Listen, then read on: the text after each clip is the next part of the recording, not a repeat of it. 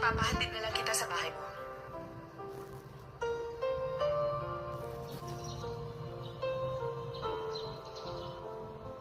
Kami lang ni Asep, maging magkasama. At yun ang dahilan kung bakit walang kaibigan si Asep. Bago niya nakilala sina si Med, Watsile at medyo wala talaga siyang kaibigan. Medyo may kayabangan siya.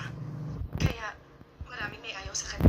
Sa palagay ko, sa akin niya natutunan ang pagiging matapang at matatag. Ang prinsipyo ko kasi,